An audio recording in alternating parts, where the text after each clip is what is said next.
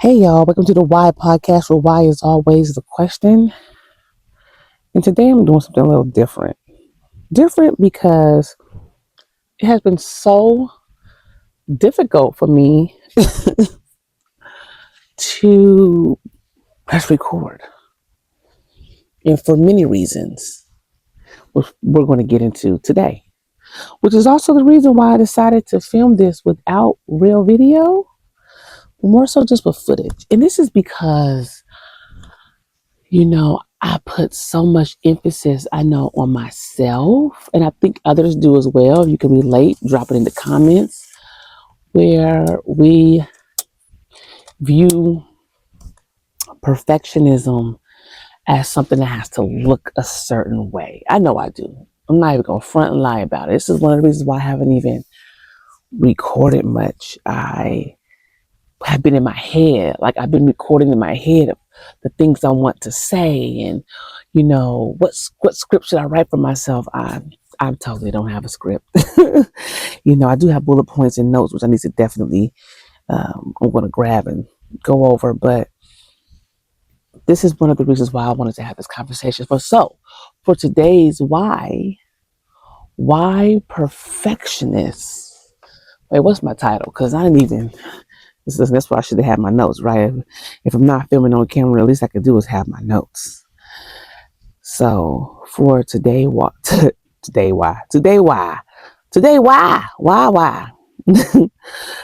But for today's why perfectionism is the lie that holds us back. You know, where to begin? Where to begin? It's because who are we? And I'm talking about me, but I'm also asking you guys as the audience, who are we trying to impress to the point where perfectionism has to look a certain way? Like, what is that?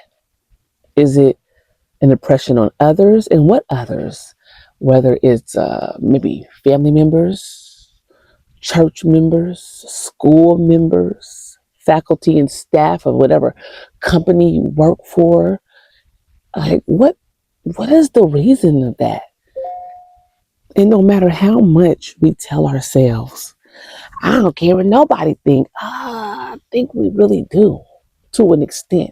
Like, I don't care what anyone else thinks to an extent. I'm not even going to play myself or play y'all as if I don't, because if that's the fact, that I would have been recorded, but I've been in my head so tough about, I want to make sure my makeup is right, my hair is right. Listen, more, the reason being, while I'm actually, and I may just even put a little small video to the corner. I don't want to focus so much on all the editing and all the bells and whistles. And sometimes it's in comparison to, I can't remember who said this a while ago. They were like, beginner social media influencers need to remember they can't compare what their content is if they're beginning today, this month, this year, this week, to those who have put in those thousands of hours and who have been doing it for years. And that is so true. That is so true. Even if, like, can you imagine? Okay, I used to create content. I used to create content before it was even the YouTube. Just insane, right? Don't have the footage, but I did. I mean, there are those around who can vouch for that. But can you imagine when you, like, for me, when I used to create content back in the day, my like source of reference was television. Seriously, like television. You know, um, the way they interviewed, the way I took a film class before, so I paid very close attention to the cameras. I was, okay, it's three-quarter lengths. Okay, this is a close-up. Oh, this is a side view. Oh, that camera. So I pay attention to those types of things. Child, trying to do that yourself, it's a lot. It's a lot. And I'll get there. I'll get to the point of where I want to be. But the fact of the matter is I have to get out of my head, which is why I just sat here and I just pressed record.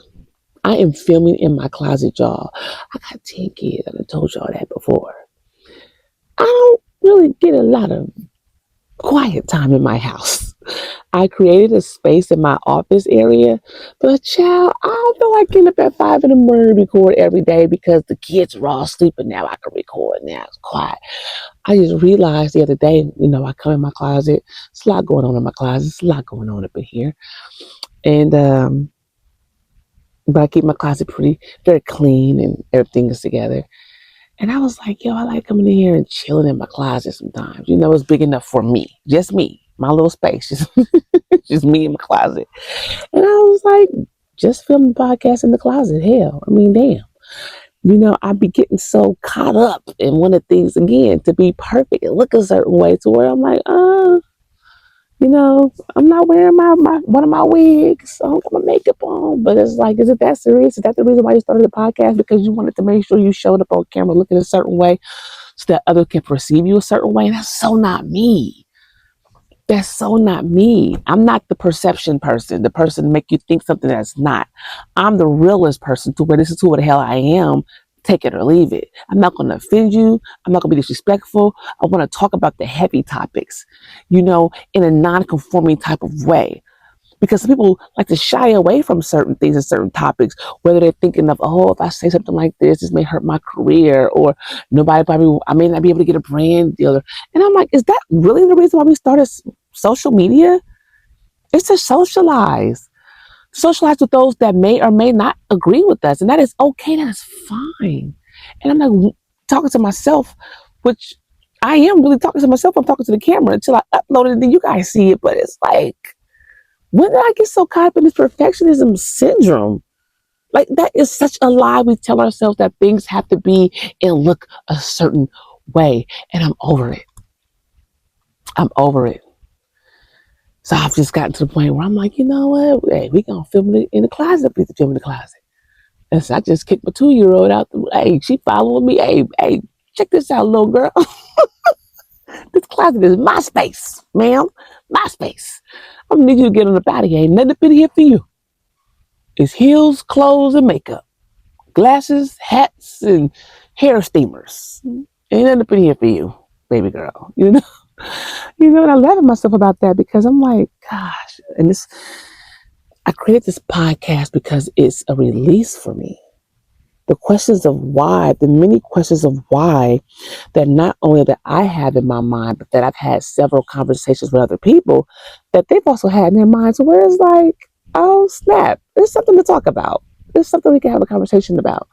And I had to tell myself the other day, because nobody know you. Nobody even know who you are. I mean, don't get me wrong. My 90 followers that I have, I love you.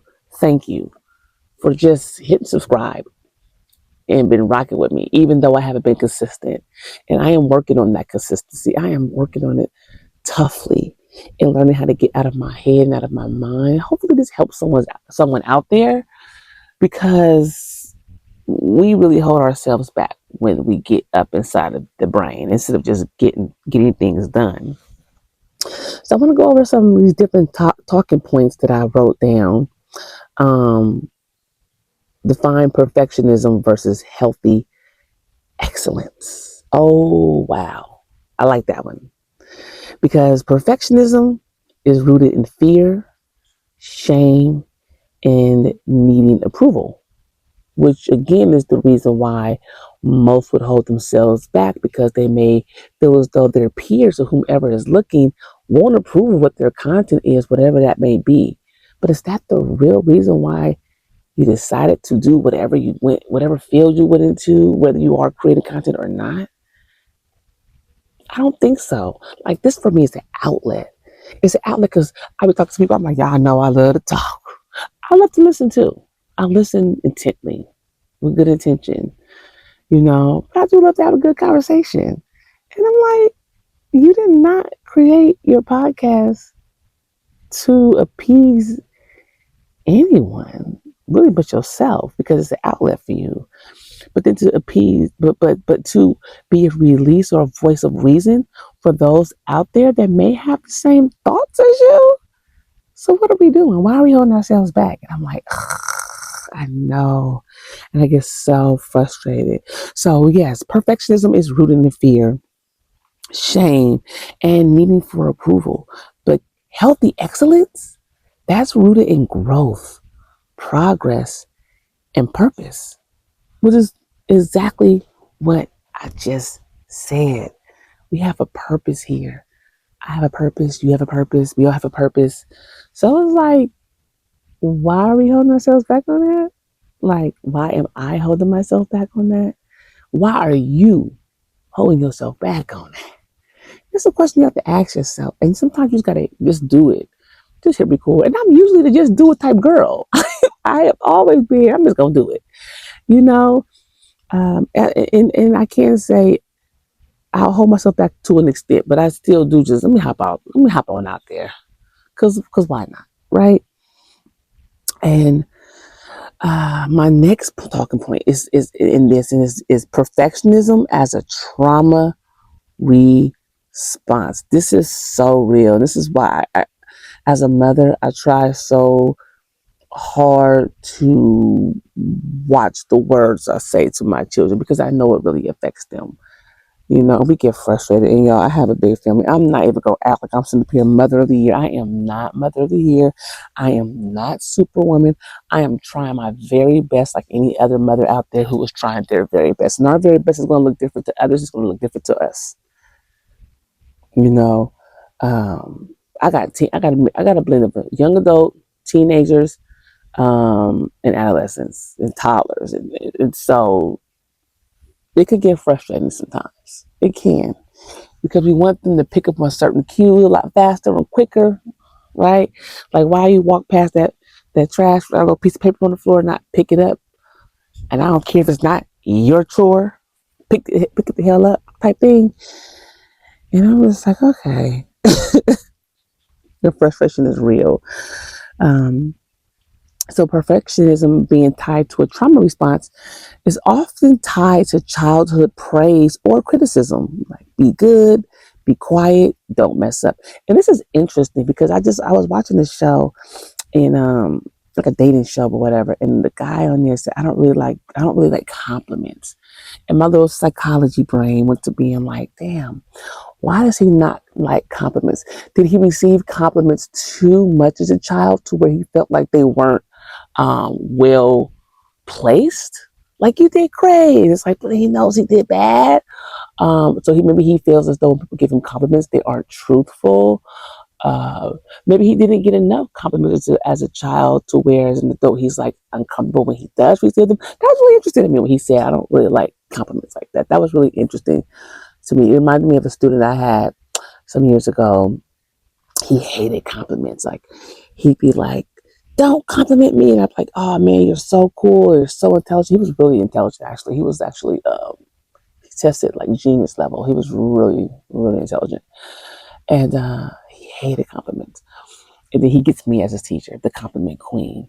But I do give genuine compliments to people, everyone, like strangers. If I'm like, "Girl, grab like, honey, you wanded that hair today." Yes, ma'am. You beat that face. Whatever it is I see, I genuinely give people comments.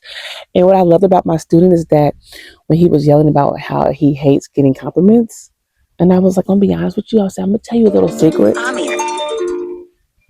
Oop, pause. This is gonna be edit. Hello. He did something I didn't like.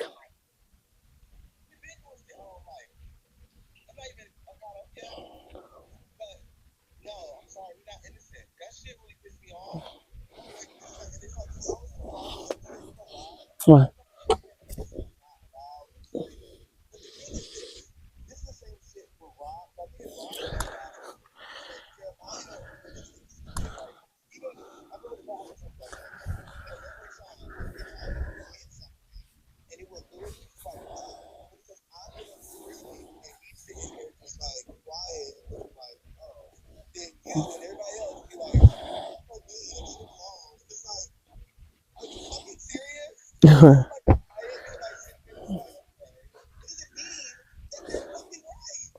Right, right.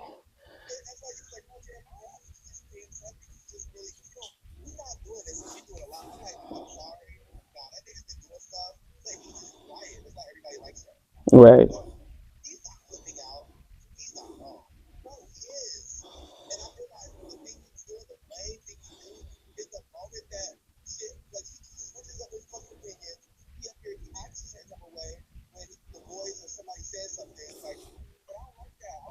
Yeah, he'll switch up. He'll follow.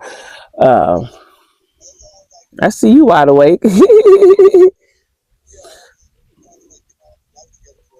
So what you said what did you say you was going to do?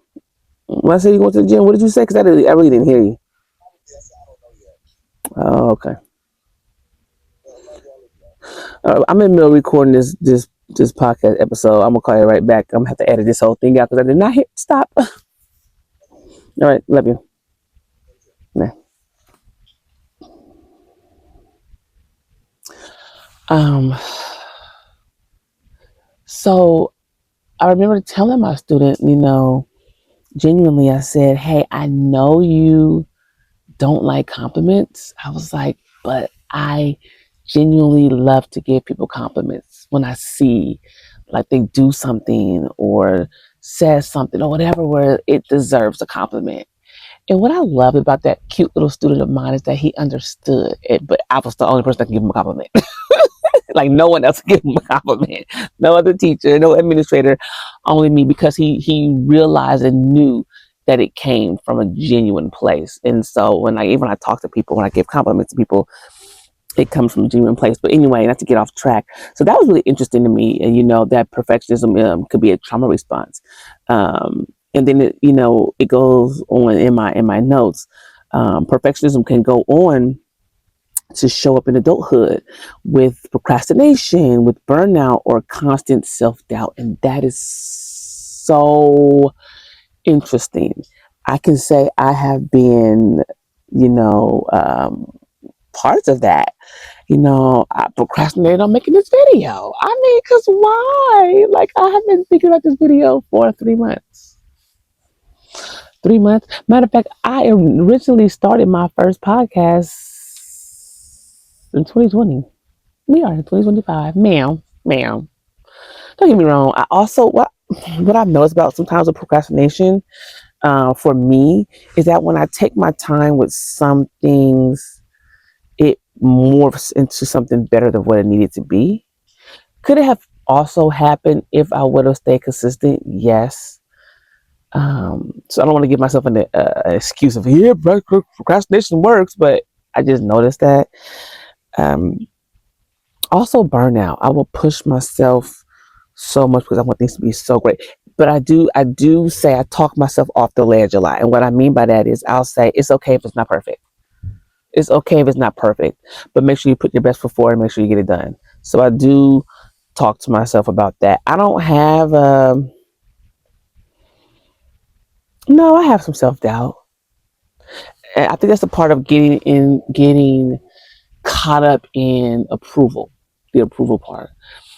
You know, like why am I self doubting if I'm doing something genuine like this podcast? Why am I, oh, if this doesn't work? But did you do it? Did you do it so it could work? Yes and no. I did it so I can have a voice of reason again, to be able to voice my opinions on things, and those that may have those same opinions, and we can have a conversation about it in the comments. And then I also wanted to be really successful because I feel like I have a lot to offer to the world, and that's just who I am. And then I'm like, gosh, am I good enough? Or they're like, what are you talking about? You good enough? Who's good enough? Like, good enough realistically is, are you good enough for God? Like, because we talk about good enough and getting caught up in this worldly, you know, um, mortal space. It's like, are you good enough for the next person, man? And then I don't give a shit about that. Like, in reality, like, I'm not here to kiss nobody's ass to get approval to be good enough for them. And so it's like, okay, yeah, I'm tripping, and so the self doubt that try to creeps in is not constant, but those are the pep talks where I'm like, really. Now, am I good enough for the Father? Because if I'm good enough for the Father, I'm good enough for anything. That's what matters. That's why I'm like, I'm not offensive. I'm doing me, you know. So that's really important. Another thing is perfectionism causes delay in launching ideas, asking for help, changing careers, and showing up authentically. I can relate to some of this. Delay in launching ideas. We've talked about this. I think I've talked about that enough. Okay. Um, Asking for help. Hell yeah. I can say I have always had a hard time asking for help. I still struggle with that. I am not gonna lie. And if you struggle with that, listen, let us know. Leave it in the comments. Let's have a conversation about it. Because I don't know. I think I've always looked at asking for help as a sign of weakness. And it's not. Let me be clear, that's not a sign of weakness. We all need help. But because I've been feeling, or I've always felt that I had to be strong for myself and my life, and a lot of the things that I've gone through, and a lot of trauma that I've been, you know, gone through in my life, I think that asking for help for me is like, oh, I'm weak, and therefore, that's the only time I should be asking for help. And it doesn't have to be like that. Um, Changing careers, I'll change a career in a heartbeat. I will change. I don't mind trying new things, and I'm not to toot my own horn, but to toot my own horn because I know me. I'm talented in so many things, and I know whatever I put 110% behind, I'm going to succeed in it if I want to. You know, if that makes sense. If I want to, I will.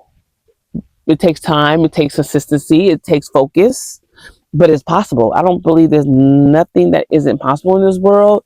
You know, I don't believe it. You only get one chance. You only get one shot. No, I don't believe that. I don't believe that at all. I've had plenty of shots of so many different things. So it's whether I wanted to or was supposed to take up that career in that moment and in that time. Like I know for certain I'm supposed to be doing this right now. What it leads to, I don't know, but I'm having a good time. And I'm going to continue having a good time. And showing up authentically. I've never had any problem showing up authentically. Never had that problem. I'm gonna all now that part is I'm gonna always be Celeste. I am. I'm gonna always be who I am. I don't know and don't want to be anyone else. I don't. I've never been interested in that.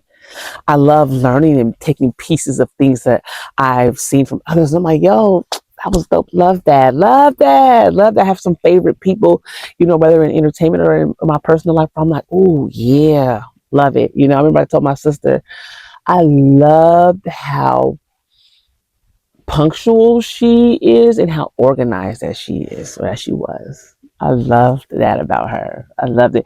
It's like Nikki Operation, like Operation Nikki, like that was my sister. Like she was so like that, and I loved that about her. Girl, you know, but me, you know, I got all these kids, and I be like, child, I ain't clean about after all these kids. Y'all, I don't have to do this right.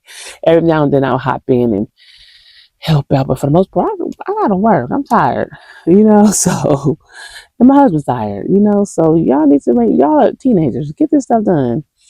Um, and I remember I heard a quote. It's two quotes I like that I'm going to speak on. One is you don't have to be great to get started, but you have to get started to be great. Or we could change it to you don't have to be perfect to get started, but you have to get started to be perfect. And I don't even want to say to get to be perfect, but to be your type of perfect of whatever that is.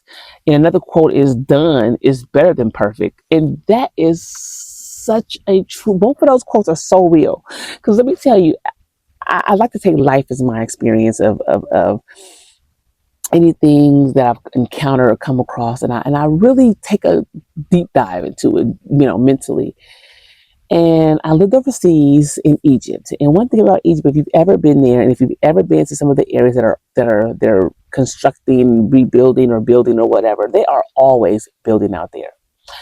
And what was so interesting when I was living in Egypt, I remember we rented a flat in this building. Now, the building was done being constructed, but all of the flats weren't done being built. Okay, so we lived on what they would call the first floor because you have the ground floor, first floor, so on and so forth.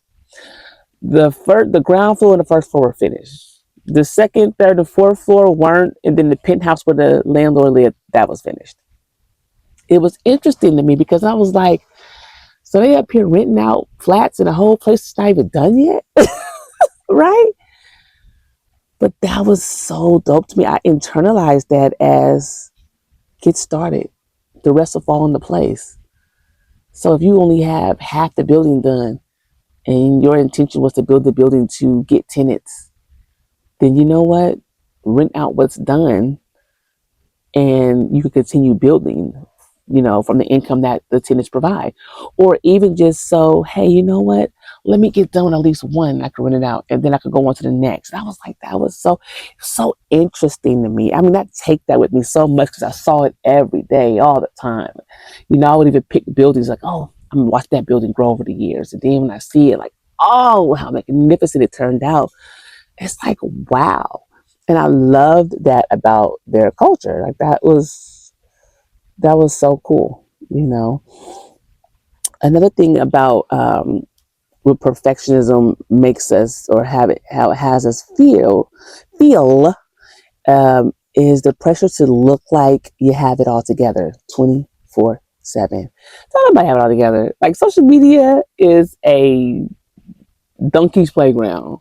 Not everybody's a donkey, but in real life, it's some donkeys. Because people will make things look a certain way, and it is not that way. But because it looks a certain way, and the lighting was great, and the makeup was popping, and the clothes were amazing, it's like, oh, she has her life together, or here he's amazing, or oh my gosh, they're the perfect couple. And it's like you don't know these people in real life. You don't know them, and so that I don't fall for that bull crap. I just be like, oh, that's cute. I like aesthetics. So I'm like, ooh, nice aesthetics. Yes, come through.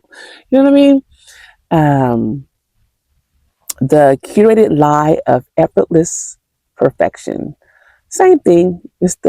You curate what you want your audience to perceive and then you make it look that way. You get all the props in place, even if your props is your family. People do that. Get the props in place and hit record and it makes it look a certain way and then you edit it and you throw in lighting and everything's great and cut, right? And it's not that way at all. So we have to remember that as we are going through life, that nothing actually looks as it seems. Like I told you about some of those buildings in Egypt, some of those buildings look like they were done. Baby, you walk in, you look up, you're like, why is it not a floor? It's like, what? Yeah. The perception was, we're amazing, we're done, we're open for business. And it's not. It's like, what? Okay. I'm going to touch into something, that some of you, whoever my audience is, can relate to. But it's the perfectionism in Black women. Now, this is very specific to Black women because we have this strong Black woman syndrome that's put on us and that we put on ourselves. The strong Black woman. And I just said this to someone else, like, I don't want to be strong.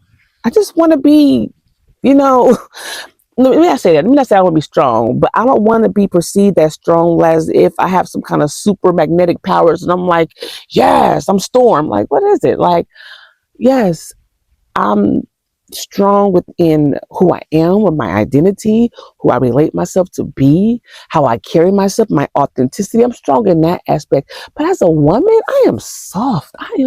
I have feelings. I have emotions. I don't want to be expected to have it together all the time. That's unrealistic. I mean, goddamn, we have breakdowns sometimes. Shit gets hard. Excuse my language, but I'm just saying. I remember when I was a part of this church, and I remember I had like buried my husband, and I was living overseas, and I came to the States to just do a memorial for him in our hometown, and then I went back to living overseas, and usually in the church I was a part of, the ladies would help out with certain things like the food and the cleaning and whatnot, and I remember, I guess one of the church ladies expected me to just come back in and fall the hell back in line and help. I don't know what she expected. It was weird. And I remember we had like this little meeting after church, and she kind of was kind of try to get on me about not helping out with something. And regular old me that wasn't broken and distraught and sad that I buried my husband of 12 years, but best friend of them there 20 years, and had just had our eighth baby, and he was only 3 months. And sad me in that moment was just taking this shit, like just taking like, huh, but like what, like because I was in a different space. um but together, me today would have like, are you fucking out of your mind? Like me right now, of course, would have been like, what the hell is wrong with you? Like, bitch, you not realize I just buried my husband. I just got him dressed with the staff, buttoned his shirt, helped pick up his body, placed him in the casket, buried him on my, mind you, he died on our son's 9th birthday. So I'm trying to pull shit together, and I'm still in this. My mind is mentally fucked up. I'm mentally, not spiritually, because I understand God has a plan, but mentally, I'm just like distraught. And you are asking me or getting on me for not sweeping the whatever it was, right? And I remember one of the sisters was sitting there. She was kind of looking at me. She was like, "Excuse me." She was like, "Pause. This woman just buried her husband. Are we really sitting up here trying to get on her about some shit? Wait, what that we could do?" And I was like, thank the other sister, like, thank you, because I'm just not here right now. She was like, then she want to apologize. Oh, I'm sorry. I thought you were ready. I thought you were. I never said I was. You just assumed. Then why would you even? So it's an insincerity for me. But I think that also it just goes back to that strong Black woman type of expectation, the strong Black woman myth, and how it ties into perfectionism, and it has to be all together. And like, stop, stop.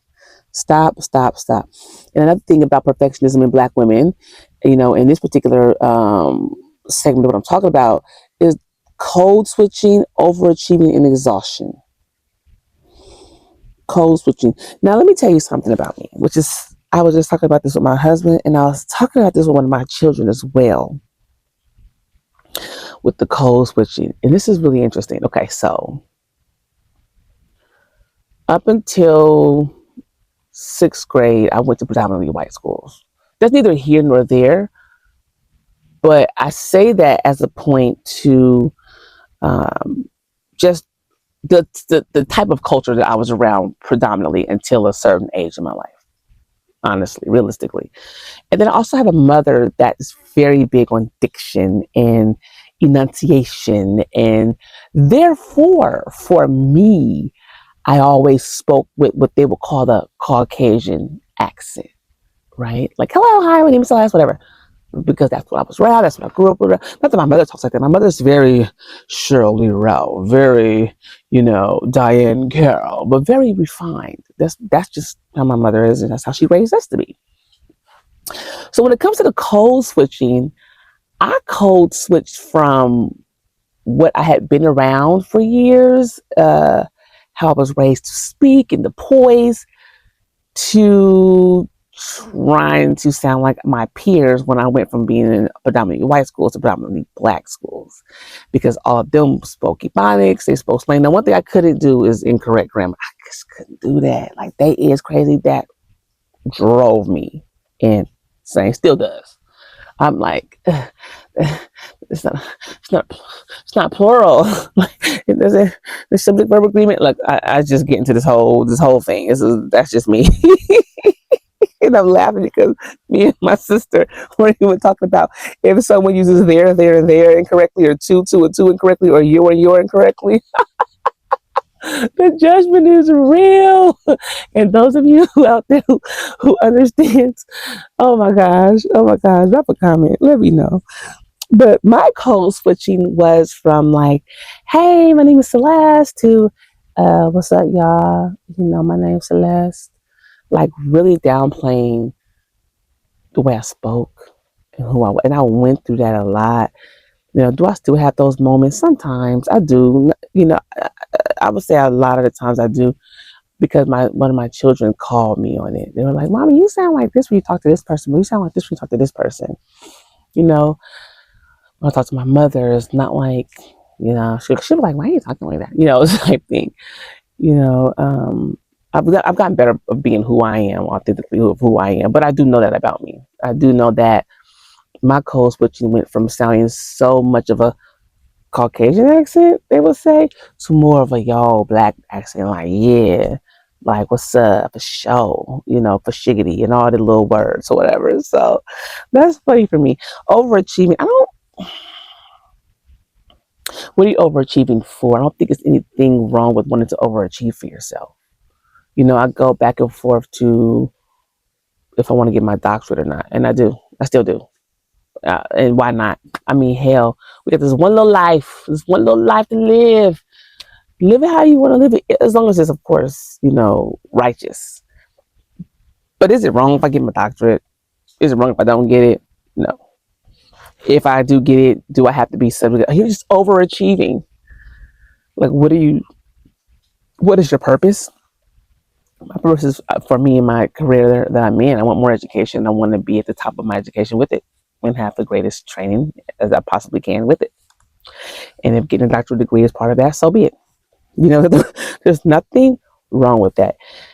And the exhaustion is real. The exhaustion is real. Sometimes I will get into this mode where I'm just pushing. And it's like, girl, I'm gonna need you to just have several seats for a little bit. Because, like, what are you doing? Right?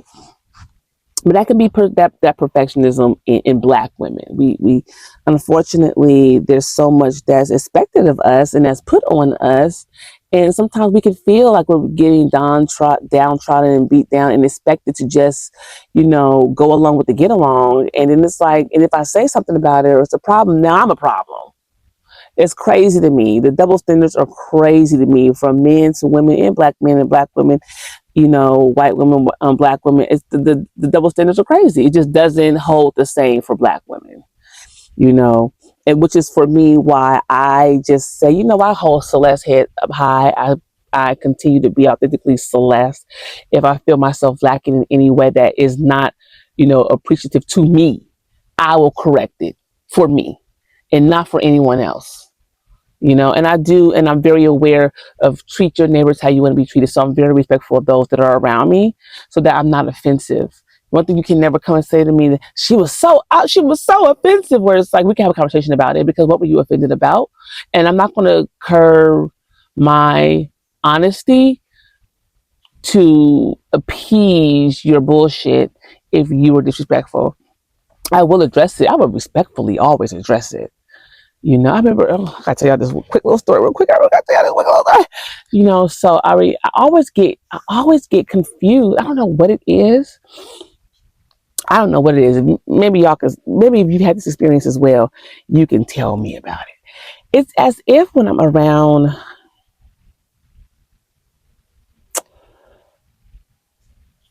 I get along with primarily everyone, right? But I notice with white women, I don't know if I'm looked at as, oh, she's a safe Black woman type thing. I don't know if y'all understand what I mean, because I do it to my daughter also. Um, and I think it's because of how cultured I am and how cultured I raise my children. That's all I can think of, because it makes no sense to me. And I say this because, like, I love theater like any other person, or I guess any other person. I love the opera, but I was raised going to the opera. I was raised with my mother putting us in the children's opera when I was a kid. I love the ballet, but I grew up going to ballet classes. So I love the ballet. I love the arts, period. I love the museum. I used to be in a program where we learned how to make pottery and we learned how to paint. So it's just certain things I just enjoy. And so when I'm talking about these certain things with different people, you know, with some Black women, they get, oh yes, right? And it's like, yeah, okay, it's a vibe, right? And then with some white women, I don't know if it comes off as, oh, she's like me type thing. I don't know, it's weird, right? And so I remember this woman, she felt, I guess, comfortable enough because her and I would have great conversations every day, whatever, about the students and this, that, and other. And I remember she patted my head. Oh, you're so cute. Now, black woman in me was like, bitch, am I your pet? Do you think I am a freaking pet? Like, are you kidding me? Hmm. I had to digest that. And I eventually put her to the side. And I said, hey, again, this is not offensive, just respectful in the way I'm going to speak to you. Hey, you pet me on the head, and that bothered me. That was very offensive to me. I didn't understand what that meant. I am not a child or a pet. You know, you can pet a child if you like, you can pet an animal if you like, but I'm neither of those. Please don't do that again. And I don't know if she realized. She was like, "Oh my gosh, I didn't even realize I did that. I'm so sorry. I apologize. I didn't mean anything by it." And I was like, "Okay, I'll accept your apology, for what it is." But I just let that be known. Now, what she had intention of, I don't know. I don't care. I'm not about to sit here and try to find out and try to ponder it. It's not that deep to me, but it was deep enough for me to check it, to address it. I don't like to let things go past me. It's like, again, I don't care. See, that's what I'm saying. That part of me, like, I don't care who you are. I'm not a, I'm not a, oh my gosh, get along, get along, go along and get along person. I'm just not. Something needs to be said or addressed. I want to say it. And if it's not that deep, that serious, I move on with life because you pick your battles. You know what I mean? See, I just had to say that as an example as far as like checking something respectfully in a righteous, non offensive manner, but being direct about it. And the last thing I want to talk about is how to break free from all this perfectionism, because it is definitely a lie that we feed ourselves. It is definitely not truthful. What even is perfectionism? That everything has to be in place, that everything's going to be on point, that everything's going to be perfect. It doesn't even really it doesn't really go that way. And for me, I think scripturally, I go back to when I think about Adam and Eve, when the Father created Adam and Eve, and how everything was going great, and you got this thing serpent that comes in and still manages to deter what was already a righteous, naturally made human beings or whatnot, and was actually able to still deter them. And was it perfect? If they were able to be deterred, would it be considered not perfect if they weren't deterred? Like, what is that, right? So I think it's just perception. I think God does a great way of explaining what's perfect in his scriptures when he explains how he sent Christ, his son, his only begotten son, to show us that example. Um, Perfectionism being righteous and being non-offensive and being, faithful, and actually also, doing what's told of us that scripturally, such as the talents that he bestowed upon us, and not hiding under a bush, or being there for one another and treating your neighbors how you want to be treated, and like, and giving us commandments on not lying and not stealing and not being jealous and not murdering. Like, he gives us directions on what that looks like. And I think it's simple enough for us to follow. It's just whether or not we want to follow it. So how to break free, you know um, practice good enough and show up anyway. So I don't know if this episode is good enough for you guys. I don't know if by the time I edit this enough and put it out that it was good enough for you guys, but I'm going to show up anyway. I'm going to show up. I've been talking to myself every day about, and I write down topics I want to talk about. I have a list of topics that I want to talk about. I even start curating them and coming up with my bullet points and getting everything in order. And then I don't hit record, and that frustrates me because my mind constantly is nagging me, and nagging me. So I'm talking to myself right now when I also say practice good enough and show up anyway. I'm going to show up anyway. On camera, off camera, you will hear my voice. All right. Reframe mistakes as data, not defeat. I love that. I love that. I'm a data girl. I analyze data all the time. I take data on myself. I take data on my husband. I take data on my children. I take data because, like, how do we get better if we're not tracking ourselves? Right? Like we track our macros and our micros. We want to focus on losing weight. We track our exercises. We track our finances. We track our gas. We got to fill the gas up in the car. We track our car maintenance. We got to get our oil checked. Like, data is important, and we can't look at it as defeat. Like, oh man, there's no more gas. Oh shucks, I used it all up. What? Who gets more gas? You know what I mean? Like, we have to remember that. I do have to take that into account. I mean, I look at mistakes as a lesson. I don't look at it as the end all be all. Like, there are some parts of me where I'm just like, oh, what the hell, that's what that was, and then I move on. And I love that part of me and I want more of that part of me to come out, which is why I'm showing up today. And I love when it does come out, because when it comes to the forefront, I'm a bad mama jamma, is that I don't look at mistakes as defeat. I look at it as data, and that's the only way we can actually grow, if we're taking data and keeping up with ourselves. Like, I'm a growth person. I want to be better tomorrow than I was today. Better, and we don't know how that looks until we try it. I try things. I try this all the time. How does this work? How does this work? Try this, do that. And I love when I do that, because it gives me a better understanding on what I enjoy, what I didn't enjoy, and then to do it again, or to not do it again, or if I continue doing it again, then it becomes a part of me, and it's something I made a part of me that I really enjoy. So I love that. And last but not least, build a community of grace, not performance. That's big. That is really big, because people are out here performing. I told you about the perception everybody has on social media, where it's like, that's not even their real life. If it is, cool. If it's not, it is what it is. Because none of my business anyway. It's none of my business. I had somebody tell me long ago, and I love this. I go with this with me everywhere. For me, I don't care about your business. I really don't. I don't. I'm not seeking to learn anything about your business. If you're living in your business and you want my advice, I'll let you know my advice. If not, I don't care. I'm not seeking it. But somebody told me years ago also that I love, love, love, love, love. It is not any of my business but what somebody thinks of me. And what I take from that, I don't go seeking of what they say about me, girl. I don't need validation. I don't. I show up sometimes and people just like, I don't like me. Some people don't like me at hello. I don't care, and I don't want to find out why. I don't care. Now, if I'm putting my daddy hat on, I'm like, so what was the reason? But you don't really ask those types of things if people aren't truthful. People will lie in your face. No, girl. They don't know that you was talking mad mess about you. They don't know that you know that, because for whatever reason somebody let something slip and didn't know it was about you, or maybe they didn't know it was about you. They're being messy. Whatever the case may be. People are people. It's exhausting. I'm a person. I don't like to get exhausted with anybody else's crap.